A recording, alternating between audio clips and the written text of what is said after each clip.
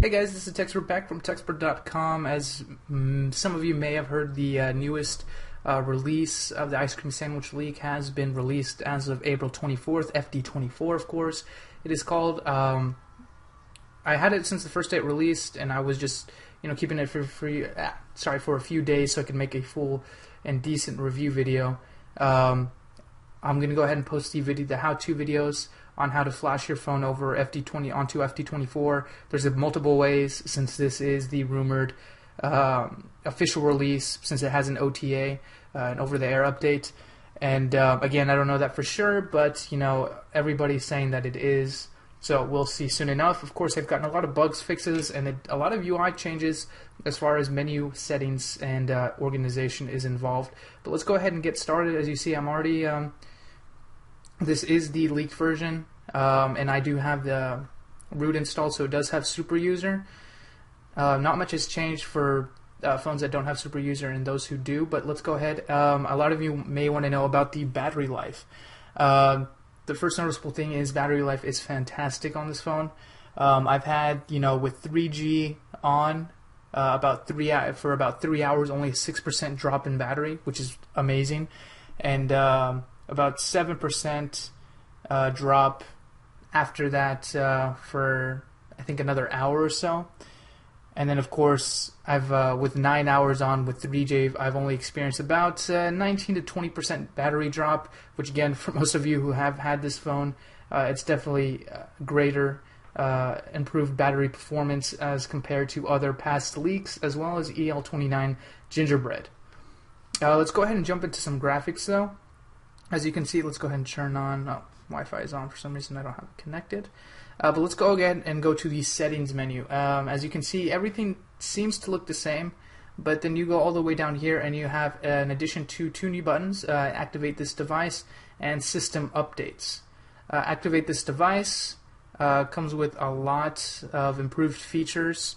They have, my connections. It's basically your Sprint account. But again, it has a lot more features. It's a lot better than what it was, and it's more visible than it was in Gingerbread.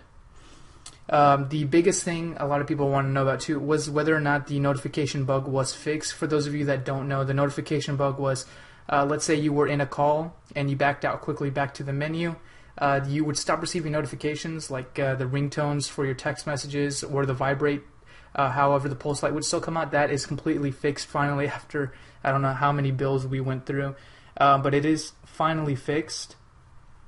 And of course, let's go ahead and go to the other button I was speaking of that's been added, System Updates. It's no longer in the About Phone section. It's completely on its own. You can update the PRL, update the profile, update the firmware, and update Samsung software. So they added in a couple of new buttons as far as the system updates are concerned. Now, some technical things that have been going on here is some music files are not supported. .flac, the music file is not supported, and the Wi-Fi icon has changed. Let's go ahead and get this connected to Wi-Fi, that way I can show you guys. Wi-Fi is on. Okay, and I have it connected. Another thing that has changed is Wi-Fi. It's particularly the Wi-Fi icon. As you can see before, as far as all the past ICS builds, there has been an up and down arrow key to show the movement, whether you've been uploading or downloading data, no matter what application. As you can see, they switched back to the stock version or the versions that we've seen in the past, which is something I wasn't expecting. I really did like the arrow key up and down button better. Let's go ahead and visit just Facebook. As you can see, it doesn't tell you any type of, data or what you're using or anything. It's just a completely stock Wi-Fi signal button.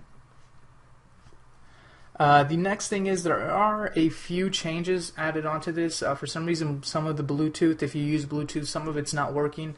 You can't activate voice commands while the phone is, just the screen is locked. So the screen is locked, you won't be able to use Bluetooth voice commands. As you can see too, another big theming is, of course, the theming that we have here on the phone. It's basically stayed the same throughout the build. There was no big UI changes, which I know a lot of people were hoping for. But then again, that's why we have awesome people over at the XDA developers website, to make custom ROMs and make this look a whole lot prettier. So, I mean, that's kind of disappointing, but then again, after so many builds and no changes, it was to be expected. Of course, a lot of people are going to be asking also about the antenna. How is the antenna compared to other versions as well as Gingerbread? The antenna is, of course, better, much better. It's more along the lines of the FD19 version. FD19, their modem and the antenna on there were very, very good. I had no problems with it. I actually received improved reception in areas that I did not used to get reception in. And the same is true with FD24. I have no problems connecting, and of course GPS does work. It locked on to me pretty fast.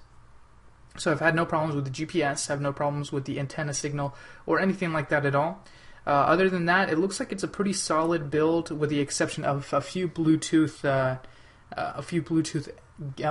glitches here, and some people are getting forced closes of the email app whenever you have it in combined view. And with the email app, I'm not talking about Gmail, I'm not talking about the actual email app whenever you have it set up. Since this is a factory reset I did on my phone, I don't have anything set up here, so it's exactly, if you choose to get it this way, it's exactly what you can be seeing on yours as well. And the last thing is, of course, that the scroll has changed. It is a little bit faster. Some people have clocked it maybe a little bit. It's not for those of you who are actually looking, but the scroll is definitely faster. And the last thing is, I know a lot of people who watch my videos use Google Chrome Beta. Unfortunately, Google Chrome Beta does not work very well in this version of FD24 as of yet.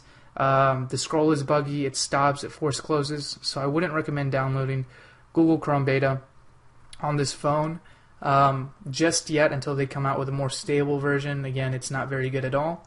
But if you want to give it a shot for yourself, you feel free. Again, that pretty much concludes the review of this phone. I'm going to be releasing a few more videos on how to root it different ways and how to install the over-the-air update. Again, thanks for watching, guys. Don't forget to give the video a thumbs up and hit subscribe. If you have any other questions, feel free to leave a comment and I'll get back to you right away. Thanks for watching. Don't forget to visit TechZpert.com. Thanks.